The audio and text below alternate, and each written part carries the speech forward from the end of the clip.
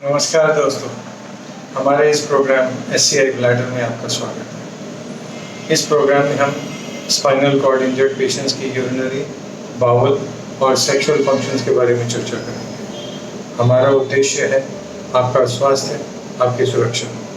तो आइए ये प्रोग्राम शुरू करते हैं। हमारा आज का विषय है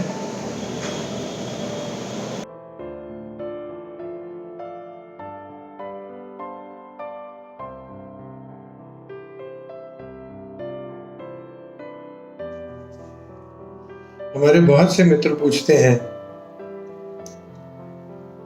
नमस्कार दोस्तों, हमारे बहुत से मित्र जो स्पाइनल कॉर्ड इंजरी के बाद लंबे समय तक यूरिथ्रल कैथेटर का इस्तेमाल कर रहे हैं, यानी फोलीज टाइप कैथेटर से अपने ब्लैडर को मैनेज कर रहे हैं, वो अक्सर ये सवाल पूछते हैं कि क्या इस यूरिथ्रल कैथेटर के कोई नुकसान है, क्या इस यूरिथ्रल कैथेटर के बजाय हमारे पास कोई ऑप्शन है, कोई और तरीका है जो हम इस्तेमाल कर सकते हैं।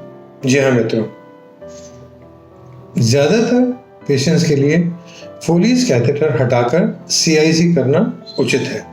लेकिन अगर किसी कारणवश आप CIC स्वयं नहीं कर सकते हैं, आपके पास ऐसा कोई प्रावधान नहीं है कि आपके घर का कोई व्यक्ति या केयर टेकर आप इंतज़ाम कर सके जो आपके लिए CIC कर सके, तो आपके लिए एक परमानेंट कैथेटर रखना ही उचित है। लेकिन ये परमानेंट कैथेटर आप यूरिथ्रा यानी यूरिनरी पैसेज के थ्रू, यानी पेशाब के रास्ते के थ्रू ही रखें, ये ज़रूरी नहीं है। इसका एक बहुत सरल ऑप्शन और बहुत अच्छा ऑल्टरनेटिव है, वो है सुप्राप्यूबिक सिस्टोस्टमी। सुप्राप्यूबिक मीन्स ब्लैडर के ऊपर, सिस्टोस्टमी मीन्स एक ट्यूब जो ब्लैडर में डाली जाती है। सुप्राप्यूबिक सिस्टोस्टमी में दोस्तों हम एक फुल ब्लैडर के ऊपर सीधा ब्लैडर के अंदर एक कैथेटर डालते हैं, यानी नाभि से नीचे जो ब्लैडर का एरिया होता है उस जगह पर डायरेक्टली हम एक नीडल के थ्रू उस रास्ता बनाते हैं और उस ट्रैक्ट को डायलेट करके उसके थ्रू एक कैथेटर सीधा ब्लैडर में डाल देते हैं। ये ट्रैक्ट बहुत ही छोटा और सीधा स्ट्रेट होता है जो सीधा ब्लैडर में जाता है। ये ट्रैक्ट चूंकि पेट पर होता है तो इसे हर व्यक्ति के लिए देखना और मैनेज करना आसान रहता है। ऐसा करने से कई फायदे हैं। पहला, आपको अपने नीचे के वस्त्र उतारकर अपने प्राइवेट पार्ट्स या जेनिटल ऑर्गन्स तक जाना जरूरी नहीं है।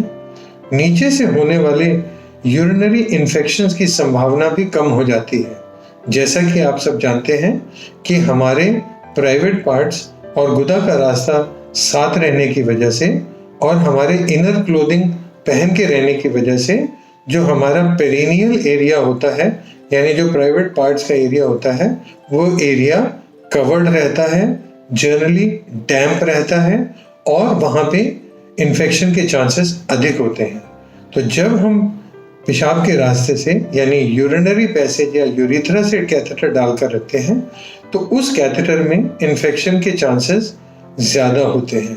लेकिन वही कैथेटर जब हम डायरेक्टली ब्लैडर में डालते हैं सुप्राप्यूबिक सिस्टोस्टमी के थ्रू, SPC के थ्रू, तो चूंकि ये एक साफ एरिया से गया है, पेट का एरिया पेरिनियम के मुकाबले ज़्यादा साफ होता है। इस तरह के कैथेटर में इन्फेक्शन के चांसेस कम हो जाते हैं।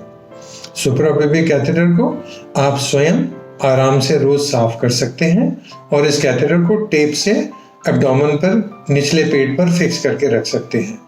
अब इस सुप्राप्यूबिक कैथेटर को मैनेज करने के कई तरीके हैं। अगर आप एम्बुलेटरी हैं, चलते फिरते हैं, ऑफिस जाते हैं, आप काम पे जाते हैं, तो आपको ये ज़रूरी नहीं है कि आप इसके साथ कोई बैग लगाकर ज़रूर चलें। सुप्राप्यूबिक कैथेटर का जो बाहरी हिस्सा है उसके मुंह पर एक स्पेशल वॉल्व लगता है। इस कैथेटर वॉल्व के को आप एक नलके की तरह से या एक टैप की तरह से समझिए। जब आपका ब्लैडर फुल हो और आपको ब्लैडर खाली करने की ज़रूरत हो तो आप इस टैप को खोल दीजिए। इसको खोलने से यूरिन निकलकर एक कंटेनर में कलेक्ट होकर उसे आप डिस्कार्ड कर सकते हैं। और जब यूरिन आना बंद हो जाए तो आप उस टैप को बंद कर दीजिए और इस फोलीज कैथेटर को अपने इनर क्लोथ्स में रैप करके आराम से सेफली अंदर टक कर लीजिए। अगर आप घर आ जाते हैं तो आप अधिक पानी पी सकते हैं। उस समय पे आप इसे अपने लेग बैग से, यानी यूरिन बैग जो लेग में लगता है, या नॉर्मल यूरिन बैग के साथ कनेक्ट कर सकते हैं।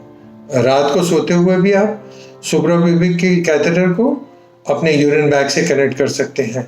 ऐसा करने से जो भी यूरिन रात भर में बनेगा वो स्वयं था यूरिनरी ब्लैडर से निकलकर आपके यूरिन बैग में इकट्ठा होता रहेगा और आपका ब्लैडर फुल या ओवर डिस्टेंड नहीं होगा। सुप्राप्यूबिक कैथेटर नॉर्मल कैथेटर की तरह से हर 2 से 4 हफ्ते में रेगुलरली चेंज होना चाहिए, और इसे चेंज करने के लिए किसी भी घर के आसपास क्वालिफाइड नर्स या डॉक्टर से इसे आप चेंज करवा सकते हैं। सुप्राप्यूबिक कैथेटर को भी आप स्वयं चेंज न करें। फोलीज कैथेटर सही जगह पर न रखने से, उसका बैलून सही जगह न फुलाने से सुप्राप्यूबिक कैथेटर के ट्रैक में भी इंजरी हो सकती है। सुप्राप्यूबिक कैथेटर के साथ आपके पानी पीने की मात्रा आप अपने हिसाब से बदल सकते हैं। सुप्राप्यूबिक कैथेटर में आप अपने पानी पीने की मात्रा लिबरली ले सकते हैं। इसके साथ जैसे CIC में पानी की मात्रा कंट्रोल करने की ज़रूरत होती है, ऐसी ज़रूरत नहीं है। आप अपनी इच्छा अनुसार तरल पदार्थों का सेवन कर सकते हैं, पानी पी सकते हैं। इनफैक्ट अधिक पानी पीने से जब अधिक यूरिन आउटपुट होगा तो उसके परिणाम स्वरूप आपका जो यूरिनरी सिस्टम है, आपका ब्लैडर है, वो अच्छे से साफ होता रहेगा। इसको ऐसा समझिए दोस्तों, जैसे कहीं कोई पाइप ब्लॉक हो जाए तो आप उसे पानी पुश करके क्लियर करते हैं। ऐसे अधिक यूरिन आउटपुट से आपका यूरिनरी ब्लैडर और यूरिनरी कैथेटर भी प्रॉपरली फ्लश होते रहते हैं और उसमें किसी भी तरह की सिक्रीशंस या कचरा नहीं जमता और इन्फेक्शन के चांसेस भी कम हो जाते हैं। तो ध्यान रखें दोस्तों, SPC एक बहुत अच्छा और सेफ ऑल्टरनेटिव है। और जानते हैं इसकी सबसे बड़ी खासियत क्या है?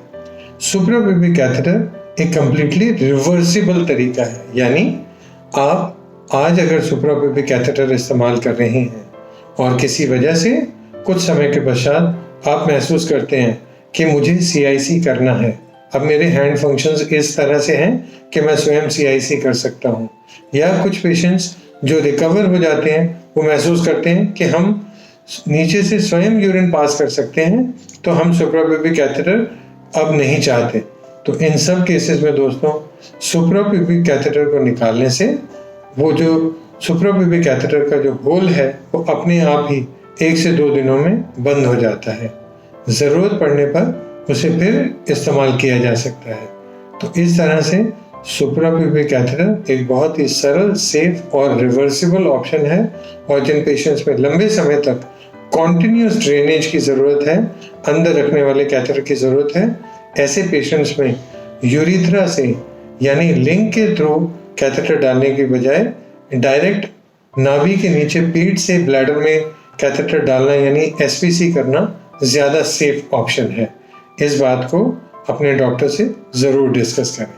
मुझे उम्मीद है ये जानकारी आपको अपना ब्लैडर मैनेजमेंट में ज़रूर मदद करेगी। नमस्कार।